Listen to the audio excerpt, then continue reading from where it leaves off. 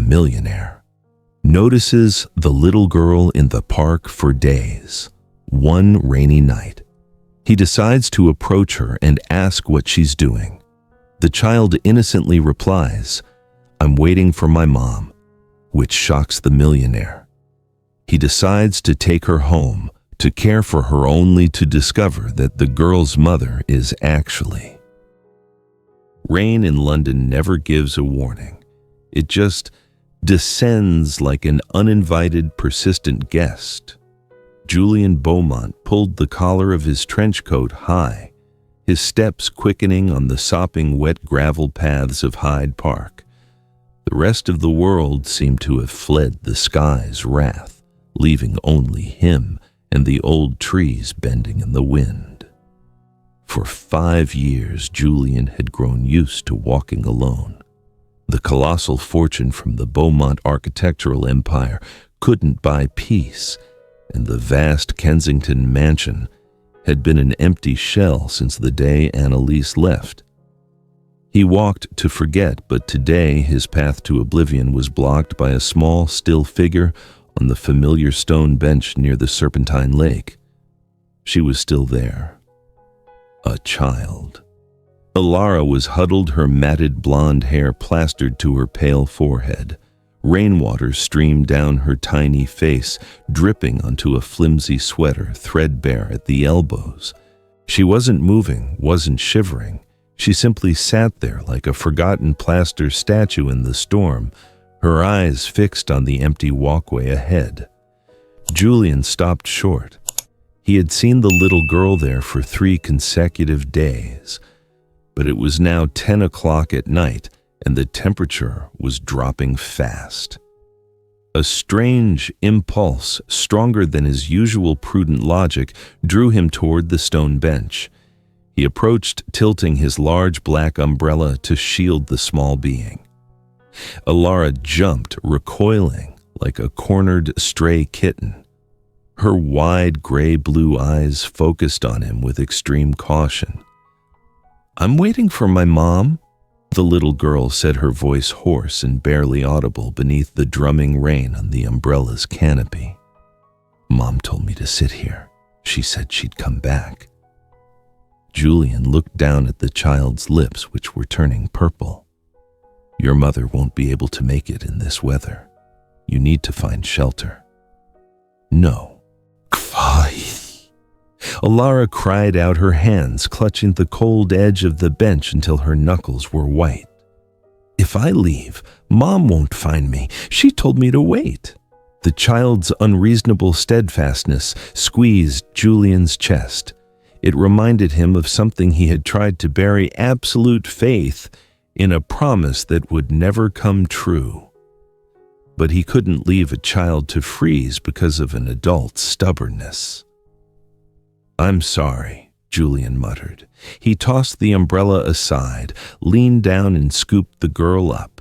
Alara struggled weakly, her tiny fists pounding his chest with the force of cotton batting against stone. "Let me go." "Mommy." The cries faded, then stopped as her exhausted body surrendered to the warmth of Julian's coat. He wrapped her tightly in the long flap of his coat and strode quickly toward the park gate where his sleek black Bentley waited. Behind him, the empty stone bench was left alone to face the driving rain.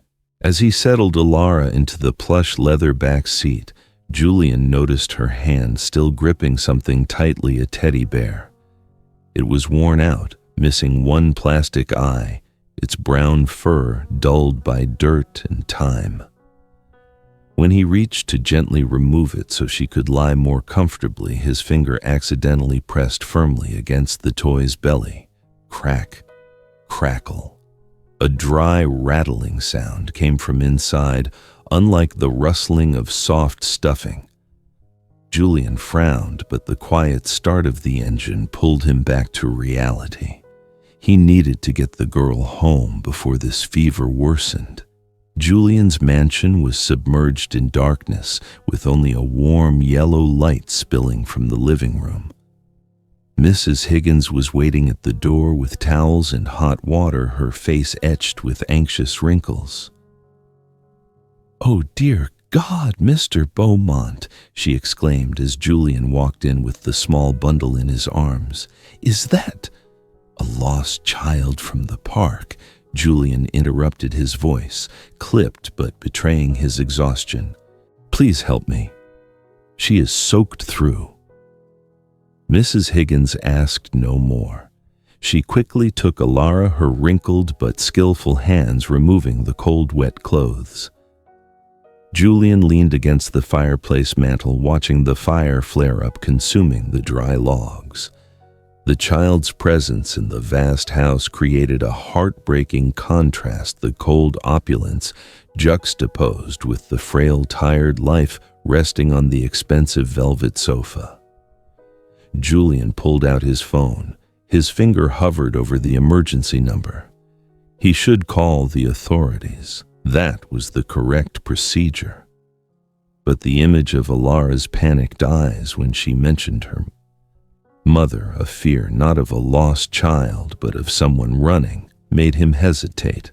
He sighed and placed the phone on the glass coffee table.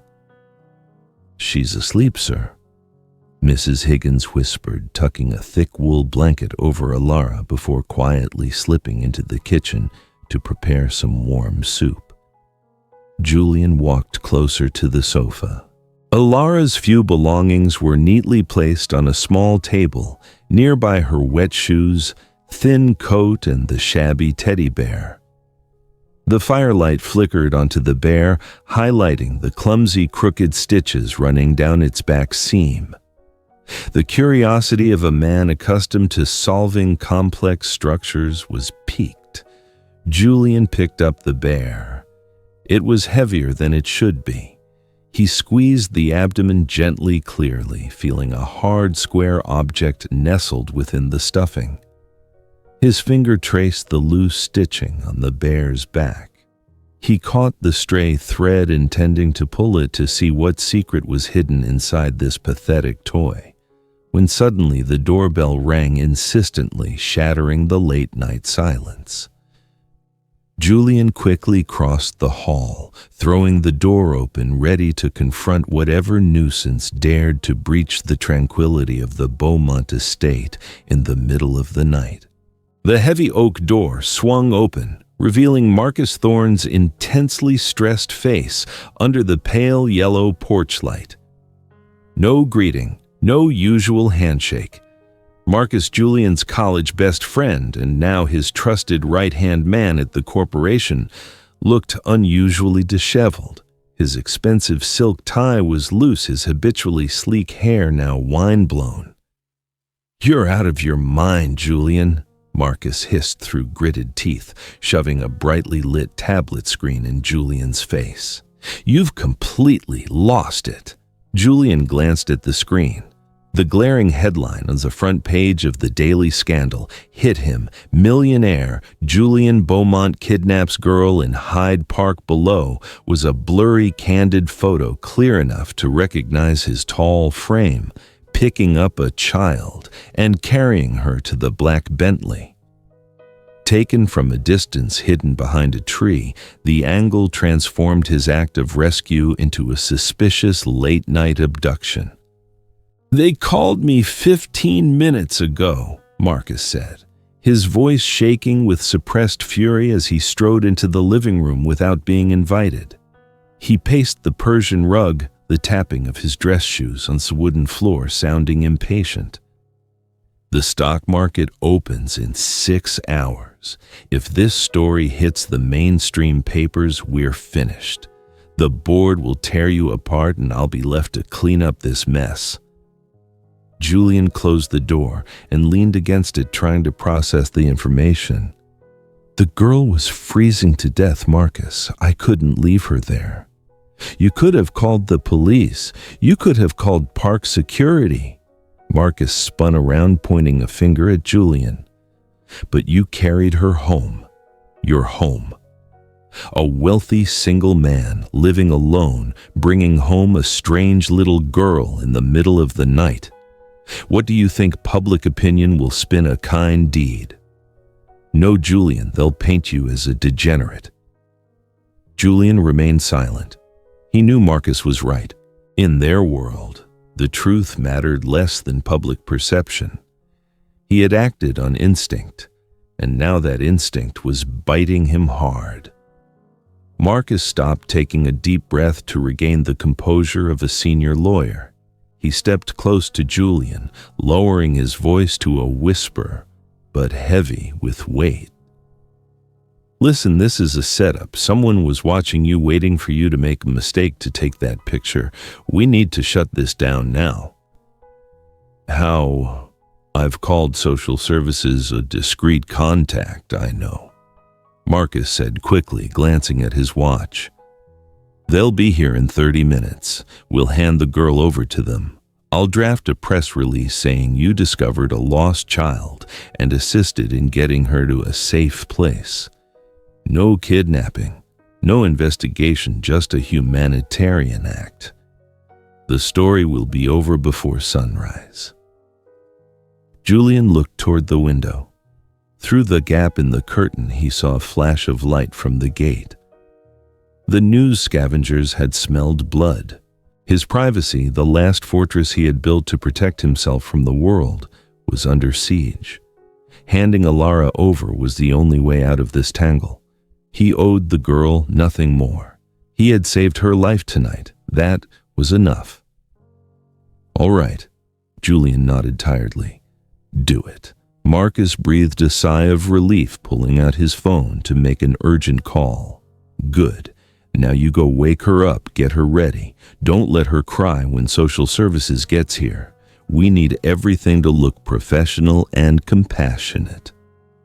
Julian turned his steps heavy as he walked up the stairs to the guest room. He gently pushed the door open. The soft yellow nightlight illuminated the large bed where Alara was in a deep, feverish sleep. She lay curled up, faint, struggling breaths escaping her small chest. The fever hadn't broken.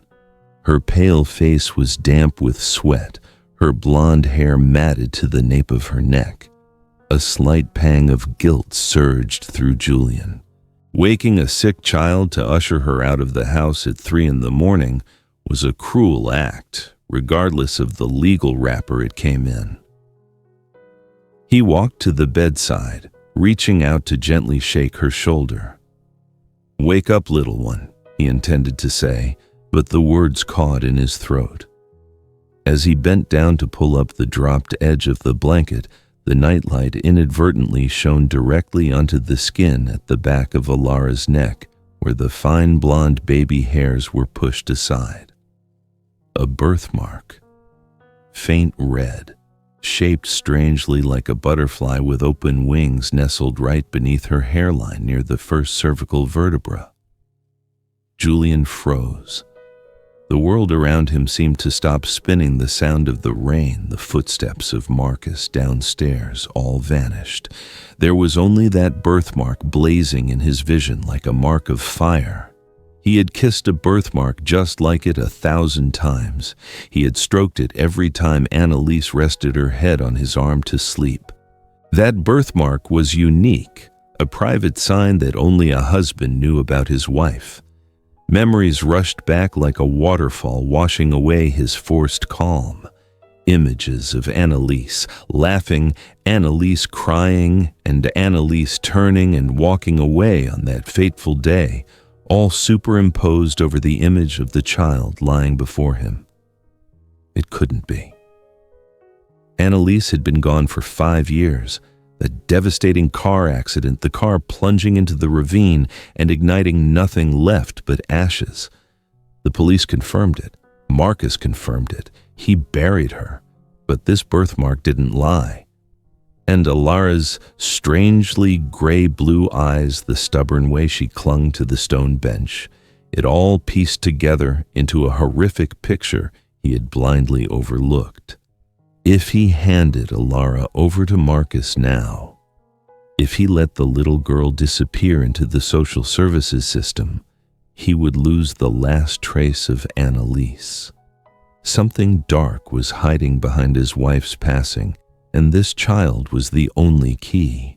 Julian slowly withdrew his hand. He stood up straight, taking a deep breath, trying to suppress the storm of emotion raging inside. He needed the cool head of a businessman, the ruthlessness of a negotiator in the marketplace. Suspicion quickly sprouted, taking root in a 20-year-old trust. Julian adjusted his shirt collar, smoothed the wrinkles from his vest, and put on his usual cold mask. He walked out of the room, closing the door softly as if afraid to shatter the fragile truth he had just discovered. Downstairs, Marcus was waiting at the foot of the stairs, checking his watch, his impatience evident. He looked up when he saw Julian descend alone. "Where is she?" Marcus asked abruptly. "Social services car is almost here." Julian stopped at the landing, his hand on the oak banister, looking down at Marcus with an expressionless gaze. "She can't go," Julian said, his voice eerily calm. "She is having convulsions. The fever is too high. Moving her now, she could decline in the car." Marcus frowned, a flicker of doubt in his eyes. "Don't be ridiculous, Julian. This isn't the time to play the benevolent hero. Give her some medicine and put her in the car. We need to deal with the press vultures outside." "I said no," Julian retorted, his voice firmer, carrying the authority of the head of the Beaumont Corporation. "If she is harmed in the social services car immediately after leaving my house, the legal problems will be 10 times worse than this absurd kidnapping rumor." "Do you want the press to headline Millionaire responsible for tragic outcome instead of Millionaire kidnaps?" Marcus paused. Julian's logic was sharp and irrefutable, hitting the risk-averse weakness of a lawyer. But something was wrong. Marcus narrowed his eyes, stepping up a stair. "Let me see her," he said, his tone shifting to menace. "I need to confirm her condition." "I don't think you're thinking clearly, Julian." "Eve." He moved to pass Julian and head upstairs. This blatant intrusion was the last straw. Julian didn't back down. He stepped down one stair, blocking Marcus's path, and reached for the door separating the hall from the private staircase area. Slam! Julian slammed the thick wooden door shut right in front of Marcus's face.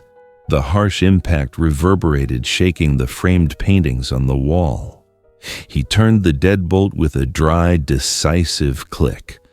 On the other side of the door, silence reigned for a moment before Marcus pounded heavily on the wood. "Julian, open the door. What in the world are you doing?" Julian leaned his forehead against the closed door, his heart pounding in his chest. He had just declared war. He had locked his best friend out and locked himself in with a secret that could shatter his life. But thinking of the butterfly-shaped birthmark, he knew he had no other choice. On the other side of the thick oak door, Marcus's voice came through, muffled, but every word clear, penetrating the wood like needles. "You're ruining yourself, Julian. I'll try to stall the press until morning, but after that I can't make any promises." The sound of his heels and the marble floor faded, and then the front door closed with a firm thud, shaking the silent hallway. Julian let out a heavy breath, the back of his shirt already soaked with cold sweat. He stood there for a moment, listening to the roar of Marcus's car engine fading into the night, making sure he was truly alone. Without a second's hesitation, he spun around and rushed back up to the guest room. Alara was still sleeping soundly, her breathing a little more even. Julian opened his personal first aid kit in the bathroom, taking out a shiny metal tweezers and 2 small Ziploc bags.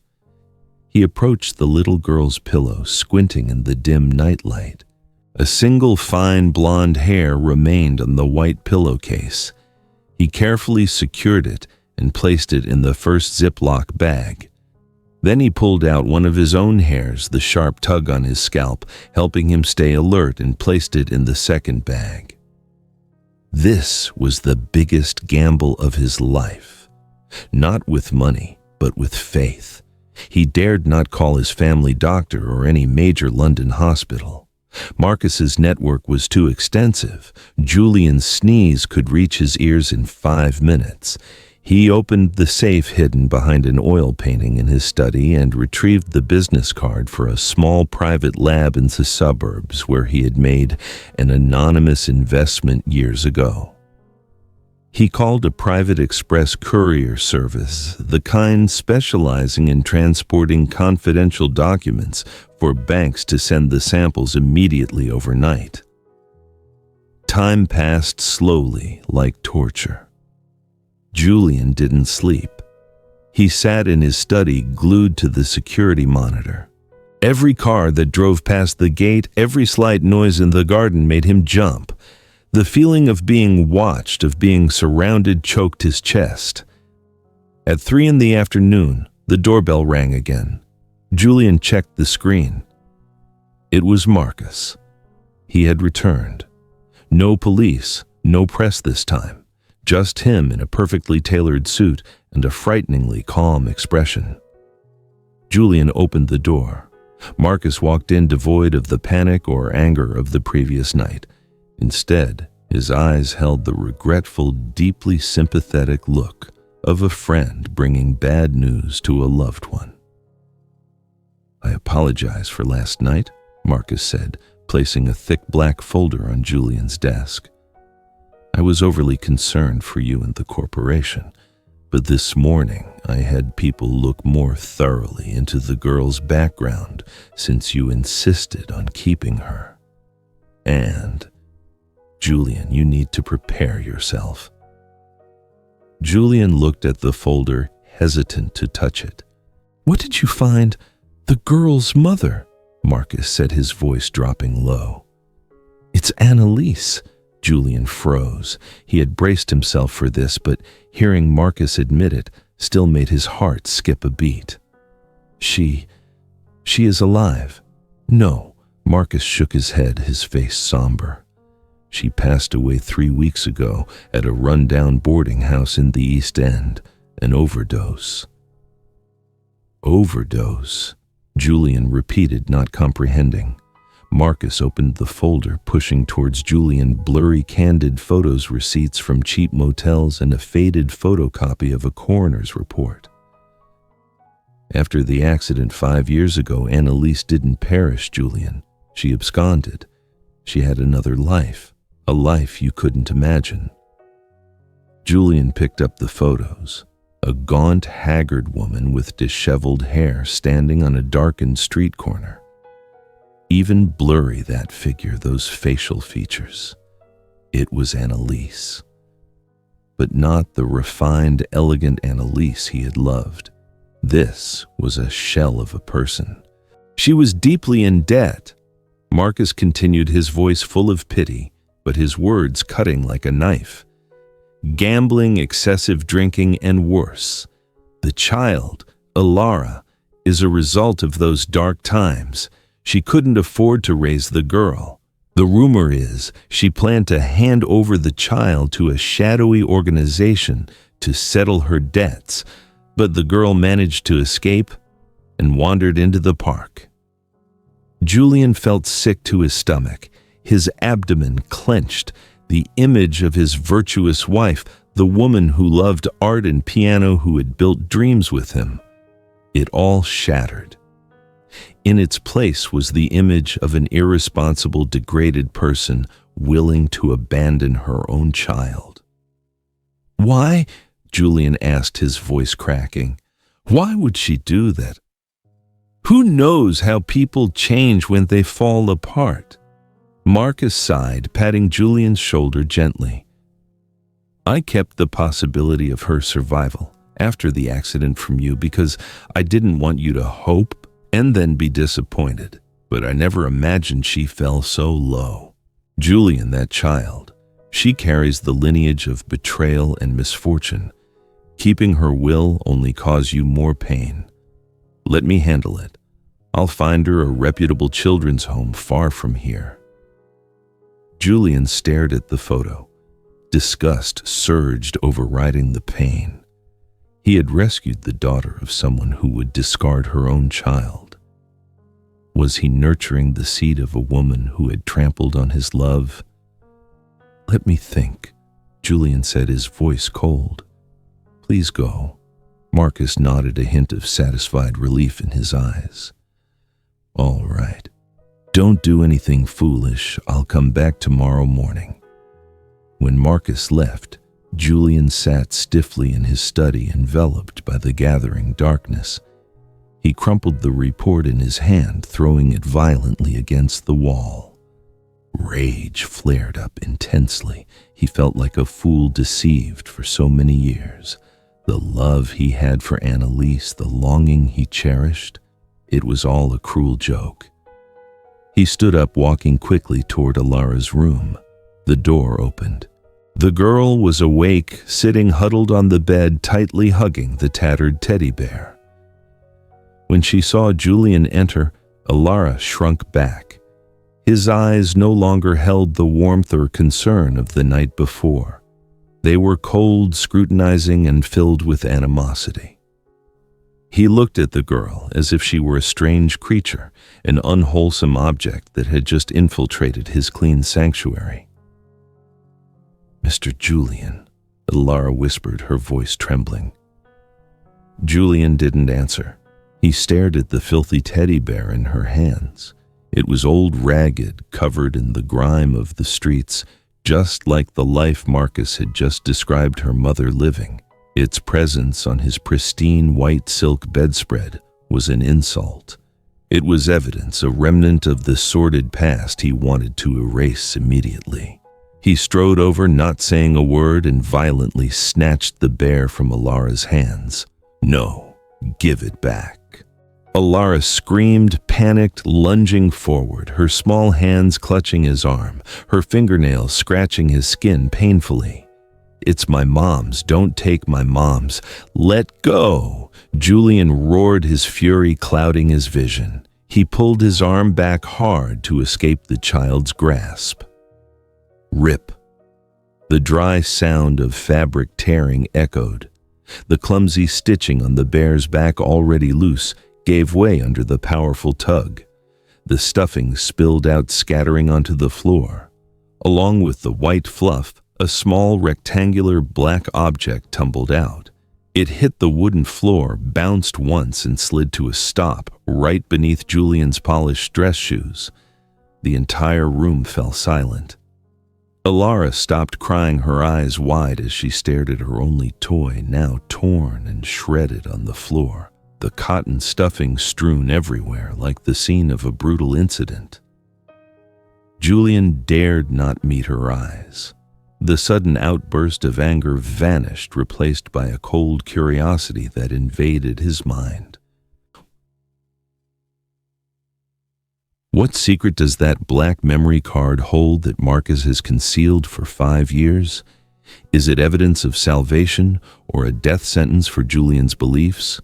Don't miss anything to unravel this terrifying truth. Julian bent down his trembling fingers, picking up the small rectangular object that had flown out of the teddy bear's belly. It was an old SD memory card, the black plastic casing scratched in many places with a tiny piece of paper stuck to the surface reading "The Truth" in faded yellow correction fluid. Behind him, Alara's whimpering faded and stopped, replaced by a fearful silence. She huddled on the bed, her tear-filled eyes glued to the only toy now lying shredded on the floor, its stuffing scattered everywhere like the aftermath of a cruel altercation. Julian couldn't bring himself to look at her. The burst of rage had vanished, giving way to a cold curiosity that consumed his mind. He gripped the memory card tightly in his palm, turned his back, and rushed out of the room without a word. The black memory card lay on the desk, like an eye staring intently at him. Julian inserted it into the card reader, put on headphones, his finger lingering for a second over the play button. The only audio file appeared unnamed track_01.mp3. He pressed play. A static crackle filled his ears, sounding like wind whistling through the window of an abandoned house. Then the voice spoke, weakly, haltingly, but unmistakably. "Julian, save me." Julian gripped the edge of the desk. It was Anelise. Her voice was trembling, sounding like it came from a very distant, cold place. "Don't trust him, Marcus. He's not a friend." Her breathing was ragged sobs mixed with gasps. "He tricked you. He tricked us all. He's keeping me here. I don't know where this is. I can only hear a train whistle." Silence. A man's voice roared, cutting her off. The sound of a door slamming, heavy rushing footsteps on a wooden floor. Then, a loud impact, Annelise's brief cry, and finally, a deadly silence that lasted until the audio file ended. Julian violently tore off the headphones and slammed them onto the desk. Cold sweat beaded on his forehead. He sat motionless, staring at the dimming computer screen. Marcus, the one who grew up with him, the one who stood by him at Annelise's funeral, comforting him when he was at his lowest, the one who handled all the legal paperwork, managed every penny of his fortune. He wasn't a protector. He was a captor.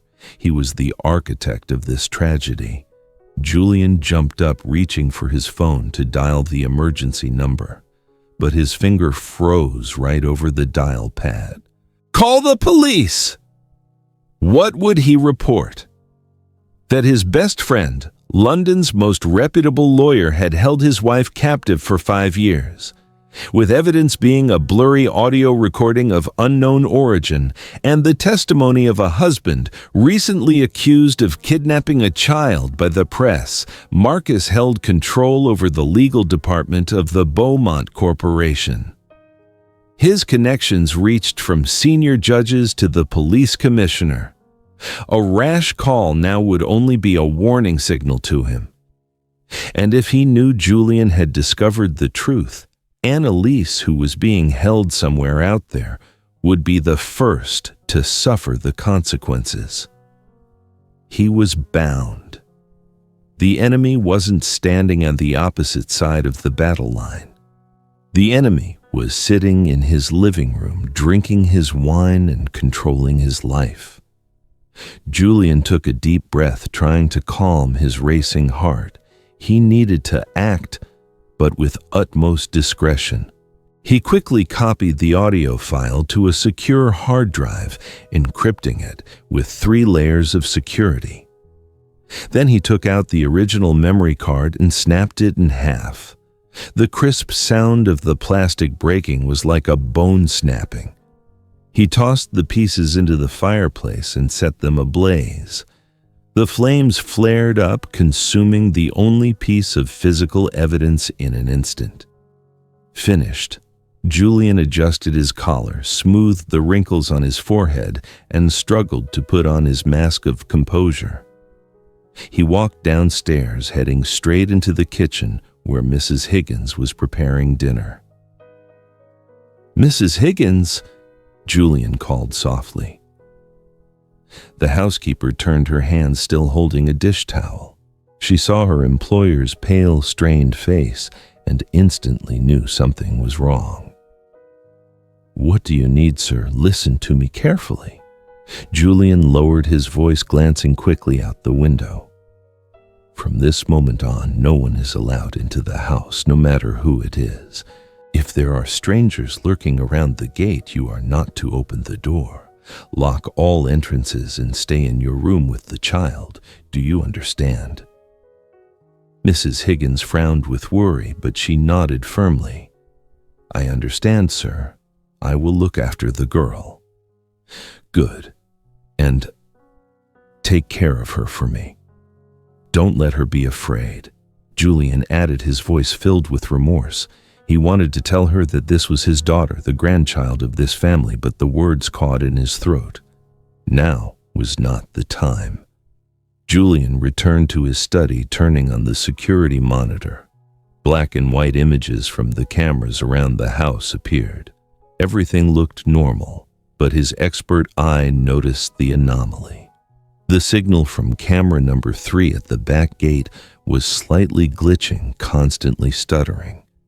He zoomed in on the image. A black sedan with tinted windows was parked discreetly beneath the old oak tree, about 50 yards from the gate.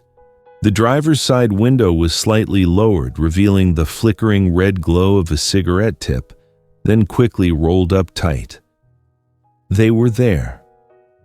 Marcus had begun to tighten the noose. He didn't trust Julian. He had people watching him 24/7. This house was no longer a fortress, it was a cage. Julian slumped into his chair, a sense of helplessness engulfing him. He had money, he had power, but against Marcus's deep-seated scheme, he was completely reactive. He needed a plan. He needed to find Anelise's location based on the faint train whistle clue. A loud banging erupted at the door, not a polite knock but a heavy, violent pounding that shook the entire front door frame. Julian jumped, looking up at the front gate monitor. 2 police cars with flashing lights screeched to a halt right in front of the door. A group of uniformed people quickly got out. Leading them was a tall police officer accompanied by 2 women in gray suits with social services badges pinned to their chests. And standing behind them, hidden in the shadows, was Marcus. He didn't enter, just leaned against the car door, arms crossed, staring directly into the security camera, as if looking straight into Julian's eyes. He had made the first move. Julian stood up, his hands and feet cold. He looked up the stairs leading to Alara's room. Julian had just touched the doorknob when the heavy oak door burst open, slamming against the wall with a resounding thud. He recoiled, stunned, to realize that Marcus had not only called the police, but had also provided the house's private security code. A team of uniformed people rushed in, bringing with them the damp cold of the London rain and the overwhelming authority of law enforcement. Leading them was a tall police officer, his face impassive, holding a document stamped with a glaring red seal. "Mr. Julian Beaumont," the officer asked, his voice echoing in the grand hall, with no intention of waiting for an answer. He thrust the paper toward Julian's face. "This is an emergency search warrant and a temporary hold order for a minor under the Child Protection Act. We have received reports that you are unlawfully detaining a minor girl here." Before Julian could open his mouth to explain, other officers had fanned out through the house like a swarm of ants seeking prey. The heavy pounding of footsteps on the wooden stairs, their sharp calls to each other, destroyed the estate's usual solemnity. From behind the crowd, Marcus Thorne stepped in. He wore a clear raincoat, carried an umbrella, his face exuding a feigned anxiety that was perfectly executed. He slipped past the officer, approaching Julian with red-rimmed eyes, as if he had just wept for his misguided friend. "Inspector, please be gentle with him." Marcus spoke loudly enough for everyone in the room to hear. He turned to the officer, his voice trembling with resignation. "Julian meant no harm. He's been mentally unstable lately. Since his wife's passing, he frequently experiences hallucinations, believing his wife is still alive or seeing her image in strangers." Julian stared at Marcus, hatred surging in his chest. "What kind of charade are you performing, Marcus? You know the truth." Marcus shook his head, his face full of compassion. "See, Inspector, he's starting again. He thinks everyone is conspiring against him, Please get the child out of here before he does anything unwise." Marcus's accusation was a fatal blow. It transformed Julian from a homeowner whose privacy was violated into a dangerous mental patient who needed to be restrained. Just then, Alara's piercing scream echoed from upstairs. "No, let me go, Mr. Julian." The heart-wrenching cry made Julian forget all restraint. He lunged toward the stairs, pushing past an officer blocking his way. "Don't touch the girl!" But he couldn't get more than 3 steps. 2 sturdy police officers rushed him, wrestling him to the cold stone floor. They pinned his hands behind his back, their knees pressing hard into his spine, making it impossible for him to breathe. On the stairs, 2 social workers were carrying Alara down. The little girl struggled violently, her tear-soaked eyes wide with absolute terror. As they passed where Julian was pinned on the floor, Alara reached her small arm toward him, crying out in desperation, "Mr. Julian, save me, don't let them take me." That look, that desperate, trusting, terrified look, pierced Julian's heart. It was the look of his daughter, his own flesh and blood pleading with her father. But he, a powerful millionaire who could build skyscrapers, lay helpless on the floor, watching his child being torn away right before his eyes. "Alara!" Julian cried out, struggling, but the cold restraints tightened on his wrists. "I'm her father. You have no right." "Take the suspect," the inspector ordered, ignoring his words. "We need to take him to the station for psychiatric evaluation. He's losing control." Julian was hauled up, shoved toward the waiting police car. The rain stung his face. Through the blurry veil of rain, he saw Marcus standing under the porch awning, hands in his pockets, watching him with a fleeting half-smile, the smile of a victor who had removed the last obstacle. At the police station, Julian was stripped of everything: his phone, wallet, watch, and his dignity. He was locked in interrogation room number 4, a small, cramped room with 4 white walls and a humming, ear-splitting neon light. No windows, no clock. Time seemed to stand still in this confined space. For 2 hours, investigators took turns questioning him, but they didn't ask about the incident or Alara. They asked about his sleep, the sedatives he had taken after his wife's passing, the times he had been unreasonably angry with employees. Every question was cleverly designed to lead him to admit to his mental instability, exactly according to the script Marcus had orchestrated. Julian remained silent. He knew anything he said now would be twisted and used against him. The door opened again. This time it wasn't the police, but a middle-aged man in a sharp suit carrying a briefcase. It was the lawyer Marcus had assigned another puppet in his hands, Mr. Beaumont. The lawyer sat down opposite him, his tone formal but cold. "The situation is not favorable. The court is concerned about your mental health and has issued a temporary injunction suspending your right to manage the Beaumont Corporation. All decision-making authority and assets have now been transferred to your legal guardian, Mr. Marcus Thorne." Julian offered a faint smile. A perfect move. Marcus had not only taken his child and isolated his wife, but now he had seized the empire Julian had painstakingly built, turning him into a penniless, delusional man in the eyes of the law. "What about the girl?" Julian asked, his voice raw. "Where did they take her?" The lawyer shuffled through his files, answering casually, "The little girl has been transferred to St. Jude's Children's Home in the northern suburbs. It's standard procedure." St. Jude. The name sent a chill down Julian's spine. It was a notoriously run-down facility known for its harsh discipline and poor living conditions where neglected children often became victims of unseen hardship. Worse, it was a place where Marcus's Thorn Charity Foundation frequently provided funding. He had put Alara right into his sphere of influence, where his operatives could access her any time under the guise of philanthropists. The lawyer stood up, answered an incoming call on his phone, and turned his back to Julian. "Yes, Mr. Thorne, everything is finalized. He's signing the paperwork."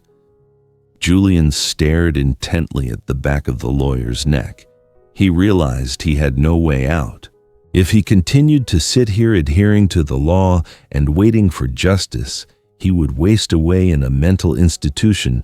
Alara would be put out of sight by Marcus, and Anelise would forever be confined in the darkness. He had lost everything: honor, fortune, power. But he still had one thing: his life and the truth about Marcus's crimes. He had to escape this place at any cost. Julian's eyes quickly scanned the cluttered file table the lawyer had just left behind. A small metal paperclip lay haphazardly next to the documents. Taking advantage of the lawyer's preoccupation with his call to Marcus, Julian leaned forward, his restrained hands skillfully moving across the table. His fingers quickly secured the paper clip, swiftly retracting his hand and hiding it inside his shirt sleeve. The lawyer turned back, gathered his files, and left, leaving Julian alone in the silent room. Julian sat motionless, his gaze sharp fixed on the lock of the restraint securing his hand to the metal bar beneath the table. Outside the corridor, the steady footsteps of the guard echoed. He listened to that rhythm, calculating the time for the night shift change. When the footsteps receded and the loud conversation of the new shift of guards sounded at the other end of the corridor, Julian knew his only chance had arrived. He slowly pulled out the paperclip and began to twist it. The thin metal paperclip was bent, poking at the rigid lock. Julian gritted his teeth, sweat beading on his forehead despite the cold interrogation room. The small click as the final tumbler turned sounded to him like a gunshot. The restraints fell onto the desk, leaving red marks on his wrists. He gently rubbed his numb wrist, took a deep breath, and cautiously headed for the door. The hallway was deserted. The night shift change was the only blind spot in the police station's heavy security system. Julian quickly crept past the empty offices, his eyes fixed on the red fire alarm box on the wall. He didn't hesitate, pulling the lever hard. The alarm blared, followed by the automated sprinkler system dousing the area. The entire police station plunged into chaos. Guards ran haphazardly, their shouts of command drowning out the escaping footsteps of a shadowy figure slipping through the back emergency exit. Julian plunged into the darkness of the narrow alley, the cold London night air stinging his face. He dared not stop running until the red and blue lights of the police station were just distant specks. Now, Julian Beaumont, the renowned architect, the city's millionaire, was just a shabby fugitive. No money, no credit cards, no phone. His expensive suit was now wrinkled and splattered with mud. He became a restless ghost in the very city he had helped build its gleaming icons. The next morning, his image was plastered across morning news reports and public advertising screens. Our urgent manhunt. Julian Beaumont, dangerous individual exhibiting signs of mental disturbance. Julian pulled his collar high, smearing his face with soot from an old construction site to mask his recognizable features. He kept his head down, avoiding all security cameras and the scrutinizing eyes of passers-by. His target was not St. Jude's Children's Home. Marcus surely had a trap laid there waiting for him to walk right into it.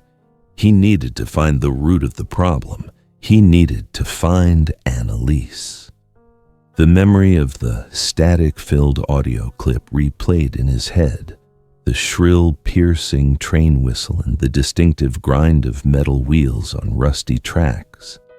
With his knowledge as an urban planning expert, Julian immediately recognized it wasn't a modern passenger train.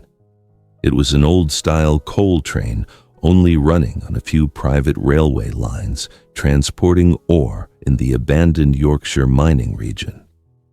That was the only clue. The journey north was an ordeal. Then, unable to buy a train ticket or rent a car, Julian had to hitch a ride by secretly clinging to the back of long-haul freight trucks.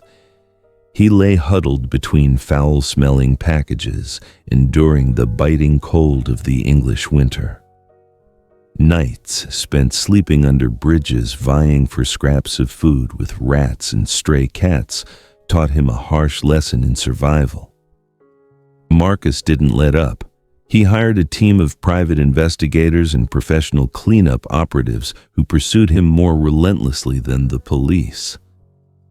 At a rest stop on the M1 motorway, Julian was nearly apprehended by two strange men while trying to get a drink from a public faucet. He had to hide in a foul-smelling dumpster for 2 hours until they left. It was during these dark days that Julian truly understood the hardship Alara had endured. The hunger, the constant fear, the feeling of being abandoned by the whole world. The arrogant shell of a millionaire vanished, replaced by the iron will of a father and husband fighting to reclaim his family. After 5 long days and nights, Julian reached the Yorkshire suburbs. A desolate landscape unfolded before his eyes with the chimneys of old red brick factories reaching up into the thick fog. He followed the abandoned railway tracks, meticulously observing each area. Finally, he found it. A secluded red brick building hidden behind a pine forest with a rusty sign outside that read, "Private Haven Psychiatric Sanatorium." But unlike a normal medical facility, this place was surrounded by barbed wire fences taller than a man and thick security watchtowers. Julian hid in the dense bushes near the fence, observing the guards' patrol patterns. He held his breath, trying not to make any noise, but fatigue and hunger slowed his reflexes. As he shifted position to relieve his numb leg, his shoe accidentally stepped on a dry branch. The small snap echoed dry and clear in the stillness. Instantly, the fierce barking of search dogs erupted from inside the fence. A large German shepherd lunged, slamming into the barbed wire, baring its sharp teeth at Julian. "Who's there? Come out now!" The guard's shout rang out, accompanied by the blinding glare of a flashlight sweeping across the bushes. Julian quickly rolled into the shallow, muddy ditch beside him to avoid the light. He lay face down in the mud, his heart pounding as if it would burst from his chest. Heavy footsteps approached, stopping right on the edge of the ditch. Julian lifted his head. Through the mud smeared across his eyelids, he saw the black barrel of the guard's security device pointed directly down at his hiding spot. The man's finger slowly tightened on the trigger. The black muzzle of the security device stared at Julian like the eye of doom. He saw the guard's knuckle whiten with the force of his grip. No time to think, the instinct for survival surged stronger than ever. Julian swung his arm, throwing the handful of slimy mud he had been clutching straight into the guard's face. The guard yelled instinctively, raising his hands to wipe his eyes, and the device discharged into the air with a loud bang, ripping through the silent night. Seizing the golden opportunity, Julian lunged, using his entire body weight to ram the man's stomach. Both tumbled into the mud. The large guard was caught off guard, his breath knocked out of him. Julian didn't press the altercation. He scrambled to his feet and darted into the dense woods behind the sanatorium, leaving behind the sound of choking coughs and vulgar curses. The alarm wailed loudly, searchlights sweeping wildly across the forest. Julian knew he couldn't outrun the search dogs.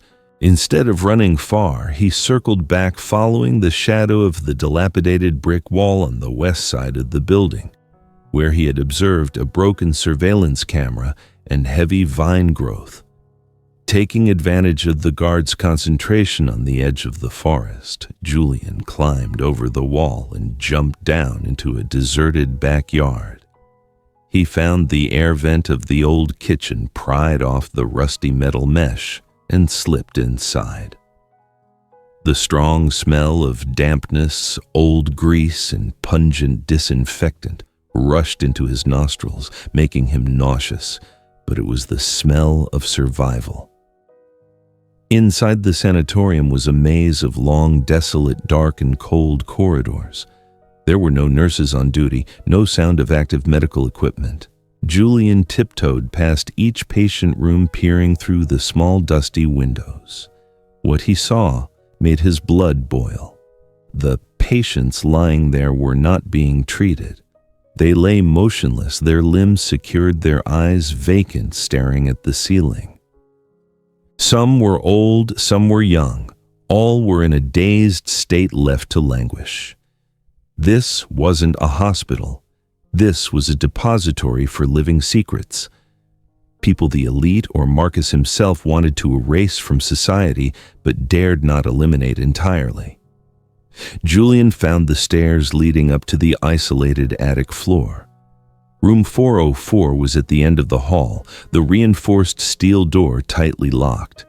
He used a long metal bar pried from the stair railing to force the old lock. After 2 powerful leverages, the bolt gave way. The door opened. Julian gasped, his feet feeling rooted to the floor. Anelise lay on the simple metal bed in the room. She was so thin he almost didn't recognize her. Her cheekbones high, her eyes deeply sunken. Her once beautiful blonde hair was now sparse and crudely cut short. Her hands and feet were secured to the bed frame with soft fabric straps to prevent self-inflicted harm. "Anelise," Julian called, his voice breaking. He rushed to the bedside, his trembling hands undoing the knots of the straps. She opened her eyes and looked at him, but there was no recognition in them. Her pupils were wide and dull from the continuous high dose of sedatives administered over the past 5 years. She wasn't an addict, as Marcus claimed. She was being poisoned, held captive within her own body. "Is it time for my medicine?" Anelise mumbled, her voice hoarse and lifeless. "I've taken it already. Don't give me any more injections." Julian's heart twisted with pain as if being squeezed. He wanted to hold her, to cry, to apologize for letting her endure this hell alone. But the heavy pounding of footsteps from the staircase signaled that their time was up. "No one will harm you anymore. We're going home," Julian whispered, lifting Anelise onto his back. She was frighteningly light. Julian carried his wife out of the room. But just as he reached the top of the stairs, a blinding flashlight beam shone directly into his face.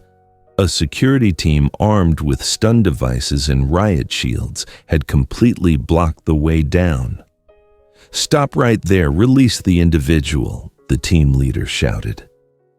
Julian didn't answer. He turned and ran up the stairs leading to the rooftop. It was the only escape route left, though he knew it led to a dead end.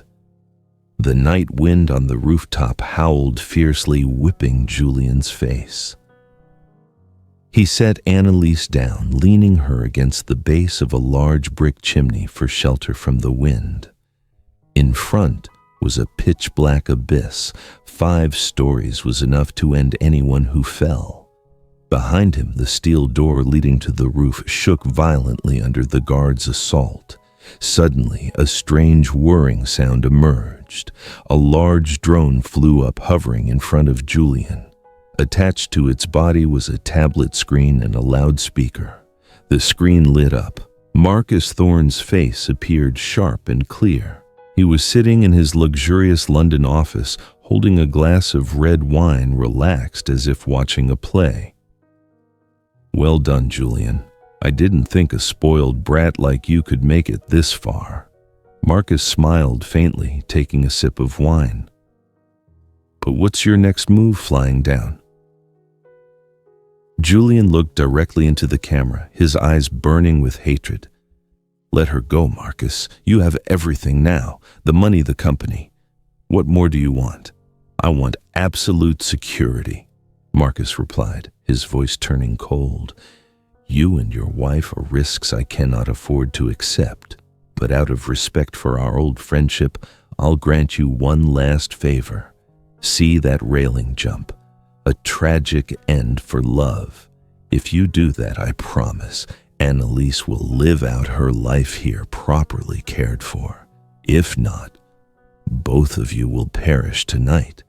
My men are not very patient." The steel door behind them burst open. The guards rushed onto the rooftop, devices raised, moving closer. Julian looked down at the sheer drop, then turned to look at Anelise, who was still dazed, unaware of the grim fate awaiting her. Despair engulfed him. He wasn't afraid to die, but he feared his passing would be meaningless if he couldn't save her. 5 seconds, Julian. Marcus began counting down over the speaker, his voice resounding with pressure. 5, 4, 3.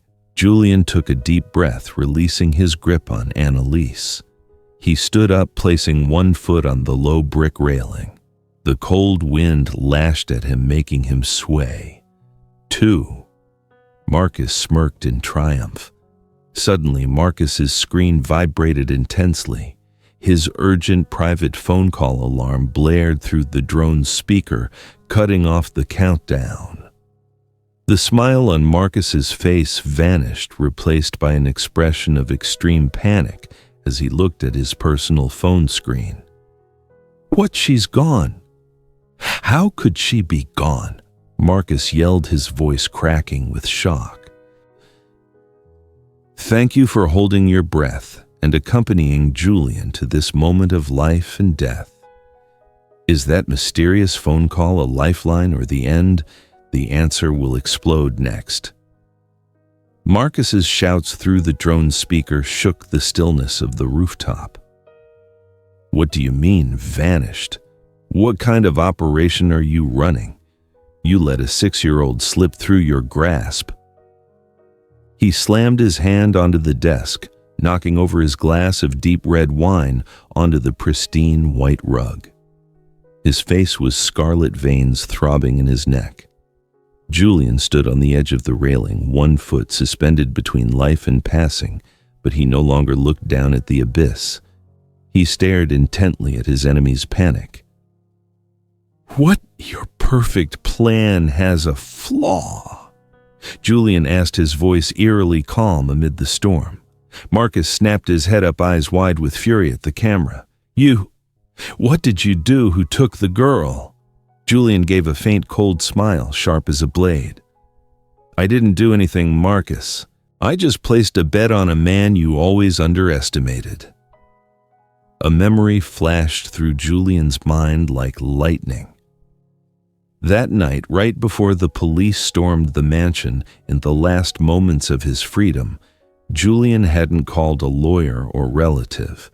He had sent a single encrypted text message to a phone number he never thought he would use again, Victor Vance.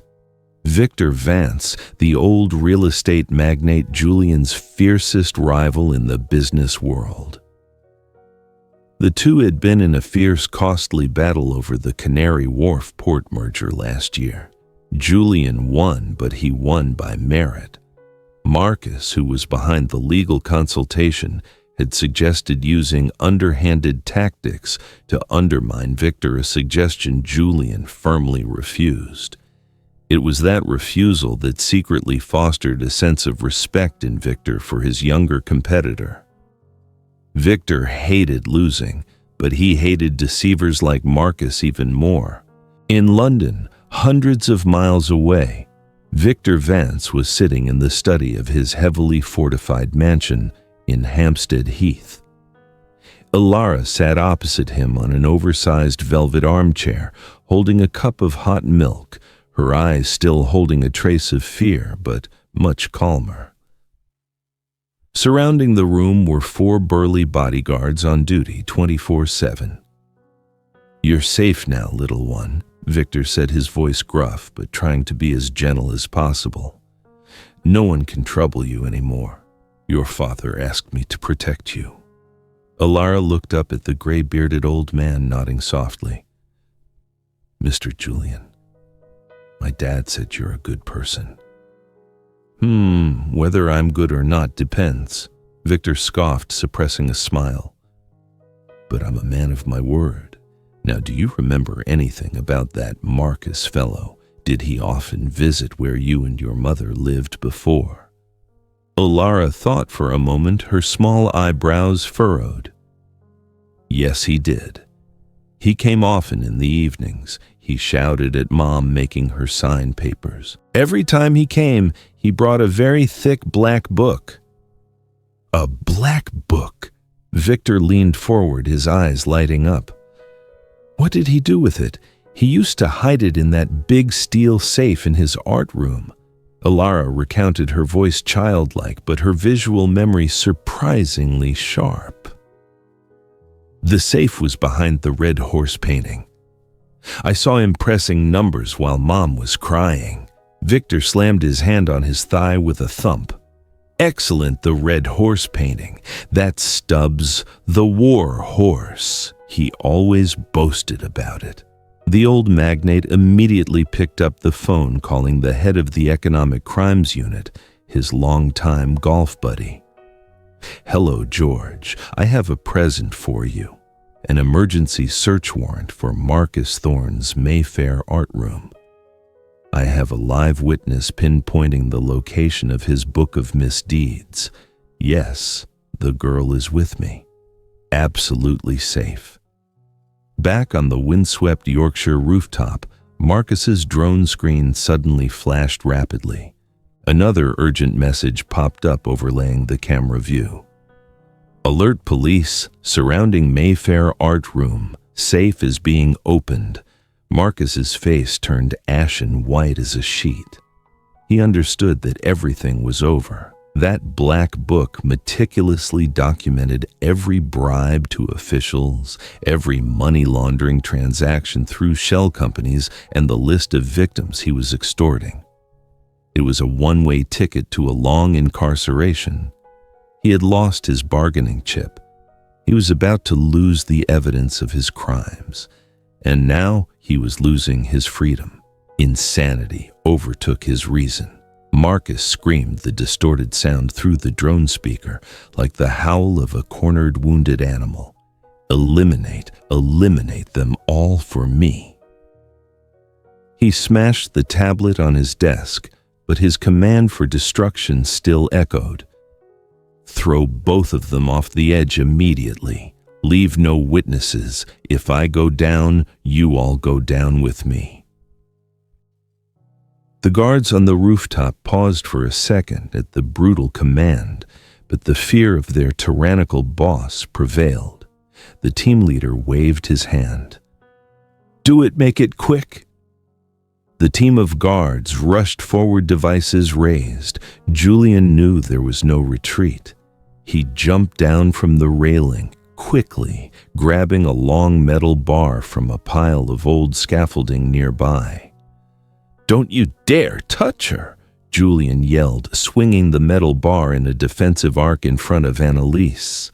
But the guards were too numerous. Two large men lunged, grappling Julian's arms, disarming him. Another, with a scarred, aggressive face, swung a sparking stun device aiming directly at Anelise's head as she sat motionless against the chimney. In that moment of peril, time seemed to stop for Julian. He didn't think, he didn't calculate. He only saw the woman he loved most facing dire harm. Julian used all his strength, headbutting the guard holding him, freeing one arm. He threw himself forward, completely shielding Anelise. The stun device struck, not Anelise's head but Julian's shoulder blade. High voltage surged through his body, causing violent convulsions. Julian collapsed, falling onto his wife, using his back as the final shield against the onslaught of kicks and strikes raining down on him. The high voltage surged down Julian's spine, causing his muscles to cramp painfully as if being ripped apart. He knelt, the metal bar in his hand clattering onto the cold concrete. The smell of burning fabric from his shirt stung his nostrils, but he clenched his teeth, wrapping his arms tightly around Anelise, shielding her from the relentless kicks and strikes to his back. The guards circled steadily, narrowing the perimeter, forcing the couple closer to the edge of the abyss. The night wind howled from below, carrying the cold air of imminent peril. "Push them over, hurry!" the team leader yelled wildly, urging them on. In the chaotic moment, Julian reached into the pocket of his tattered jacket, pulling out the smartphone he had snatched earlier. His thumb quickly swiped across the cracked screen. The live streaming application had been running in the background since he set foot on the rooftop. The rear camera recorded the entire horrific event. "Let the whole world see," Julian shouted, raising the phone high toward the aggressive guards. On the screen, the number of viewers danced wildly, 10,000, 50,000, then 100,000. The image of the gaunt, frail Anelise and Julian's blood-streaked face being brutally manhandled was broadcast live, unfiltered, unedited. Julian's sharp, brief accusation echoed above the wind. "This is the truth about Marcus Thorne. This is the justice he reserves for my family." Social media exploded like a bomb. Outraged comments poured in, desperate calls flooded the Yorkshire police hotline. The child abduction case was turned on its head. Julian wasn't a madman. He was a victim fighting for his life. The immense public pressure forced the local police authority, who had been influenced by Marcus, to look the other way, to act immediately to avoid being consumed by public fury. Sensing the disadvantage, the team leader became frantic. "Smash that phone! Stop that maniac now!" A large guard grabbed Julian's collar, lifting him. He dragged him close to the low railing. Below was a sheer drop into the darkness. Julian struggled in vain, the blood flowing from his forehead, blurring his vision. "Goodbye, Mr. Millionaire," the guard sneered, preparing to let go. Just then, a frail figure lunged forward. Anelise. The sedatives were still taking effect, making her head spin, but the instinct for survival and the intense love of a wife and mother awakened the last of her energy. The sight of her husband being brutally assaulted triggered the most primal rage. She reached for the small red fire extinguisher mounted on the nearby brick wall. With all her might, she swung it hard. "Leave him alone!" Anelise screamed, her voice hoarse but full of power. The heavy metal canister struck the head of the guard holding Julian. A loud thwack rang out. The guard staggered, his eyes wide, letting go and stumbling backward. Julian collapsed onto the floor, coughing heavily. But he didn't miss the golden opportunity. He scrambled up, kicking the guard hard in the chest, sending him falling backward into his comrades. Julian quickly grabbed the dropped stun device, flipping the switch.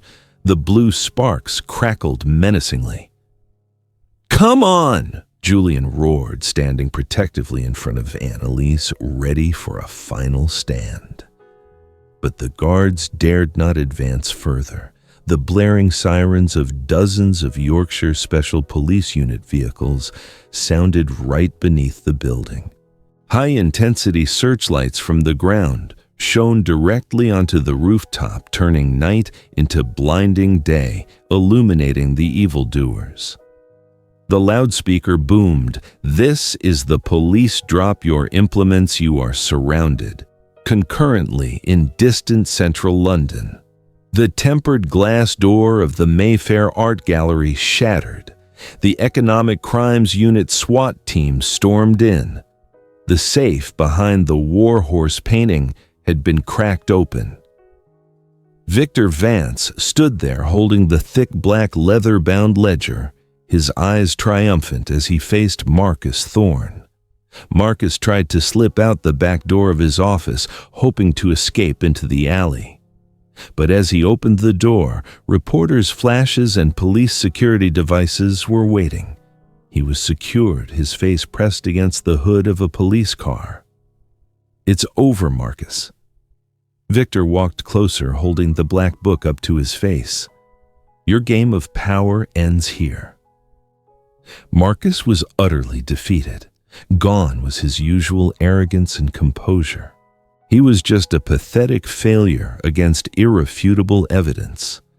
Back on the windswept Yorkshire rooftop, the sound of helicopter blades tearing through the wind deafened them. The special forces rappelled down quickly, subduing all the guards who had thrown down their devices in surrender. Julian dropped the stun device, his legs no longer able to support him.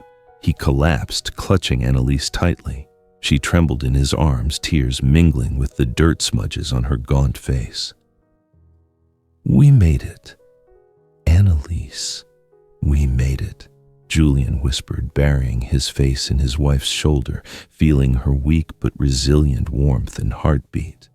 They slumped together, exhausted but safe within the police cordon. Medical personnel quickly approached, placing Anelise on a stretcher. Julian walked beside her, his hand gripping hers tightly. He looked at the screen of the phone, which was still live streaming, where millions of people were breathlessly watching the climax of this terrifying night. Julian looked straight into the camera, his eyes tired but bright with conviction.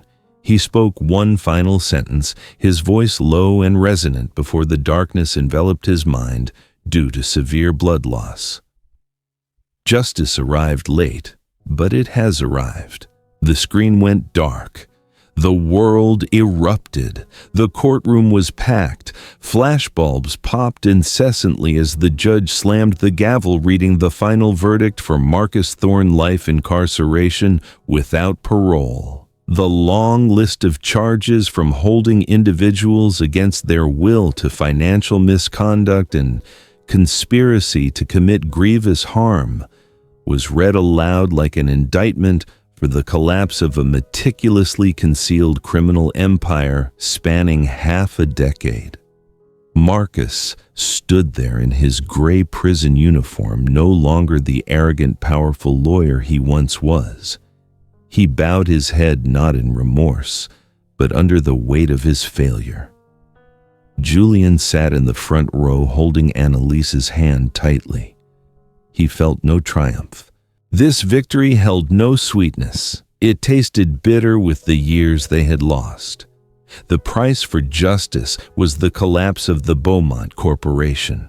To compensate the shareholders Marcus had defrauded and to settle the protracted lawsuits, Julian had to sell off the majority of his shares and most valuable real estate.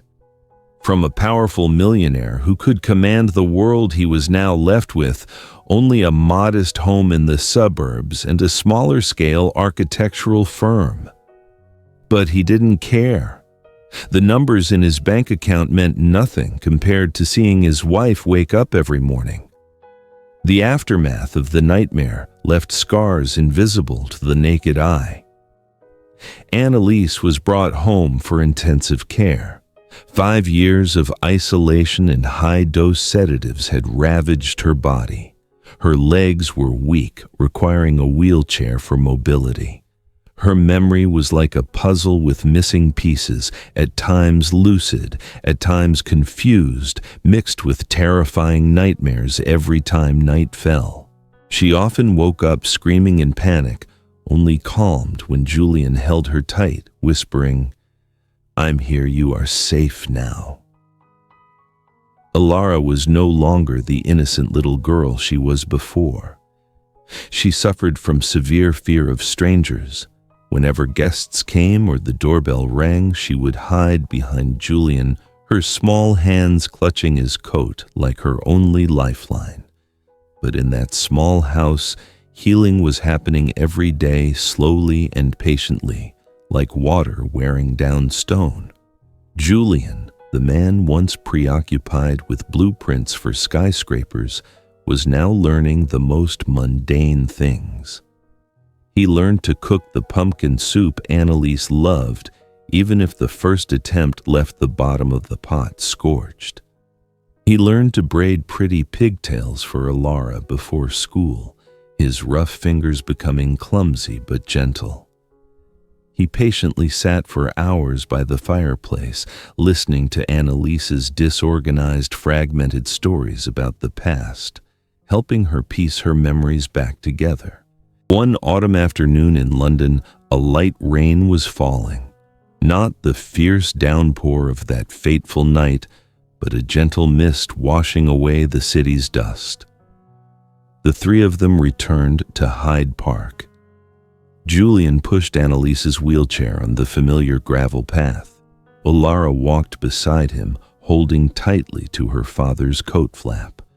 They stopped in front of the old stone bench facing the Serpentine Lake, the beginning of the tragedy, and also the beginning of their new life. "We waited here for a very long time, didn't we, Alara?" Julian asked softly, holding the large black umbrella over both mother and daughter. Alara looked up at her father, then at her mother. She let go of her father's hand, timidly placing her small hand on Anelise's frail one. "Mom is home now," the little girl whispered, her voice clear amid the sound of the rain. Anelise smiled, a weak but serene smile Julian had longed for over the past 5 years. She rested her head on Julian's shoulder, her eyes looking out at the rippling water of the lake. "Thank you for not giving up," she said, her voice light as a breeze. Julian leaned down, kissing his wife gently on the forehead. "I will never give up, no matter how long it takes." They sat there, 3 wounded souls leaning on each other beneath the umbrella. The rain continued, life outside was still bustling, but in this moment, time seemed to pause. Julian realized that true wealth was not in skyscrapers or fleeting fame. It was right here in this intertwining of pain and happiness. They were not rushing forward to forget the past. They accepted the scars as a part of their lives. They accepted waiting for each other to heal bit by bit, day by day. Because after the longest storm, the sunrise will come, however belatedly. Julian's biggest tragedy wasn't losing his wife 5 years ago, but placing his absolute trust in the wrong best friend. Money could help him build skyscrapers, but it was the instinct of fatherly love that ultimately saved him from the collapse of his soul. Sometimes the most brutal truths are hidden beneath the most perfect and glamorous facades. Never ignore your intuition or judge a person by outward appearances, for blind trust can be the sharpest double-edged sword. Note: the story above is purely fictional. Character names, locations, and events have been constructed for illustrative and narrative purposes. Any resemblance to real people or actual events is coincidental.